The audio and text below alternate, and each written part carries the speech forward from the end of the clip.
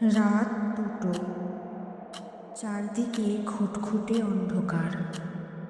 অর্ঘ্য তার পুরনো বাড়ির আয়নার সামনে একটা মোমবাতি নিয়ে দাঁড়িয়ে আছে। সে শুনেছিল মাঝরাতে আয়নার দিকে তাকিয়ে নিজের নাম 3বার উল্টো করে বললে নাকি নিজের ভবিষ্যৎ দেখা যায়। অর্ঘ্য কাঁপা কাঁপা গলায় বলল, 1বার, 2বার। ঠিক 3য়বার বলার পর হঠাৎ ঘরের তাপমাত্রা যেন হিমাঙ্কের নিচে নেমে গেল। মোমবাতির শিখাটা নীল হয়ে কাঁপতে শুরু করলো।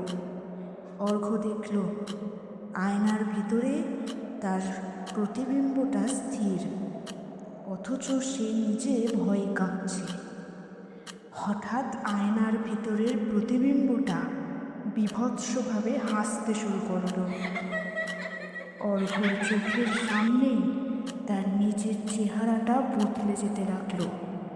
চামড়া ফেটে বেরিয়ে এলো এক পিশাচের মুখ, জলজলে চোখ। আয়নার ওপার থেকে একটা কালো কুচকুচে হাত কাঁচ ভেদ করে বেরিয়ে এলো অর্ঘ্যর গলা টিপে ধরার জন্য। অর্ঘ্য চিৎকার করতে চাইল, কিন্তু গলা দিয়ে আওয়াজ বেরল না। মোমবাতিটা তার হাত থেকে পড়ে নিভে গেল।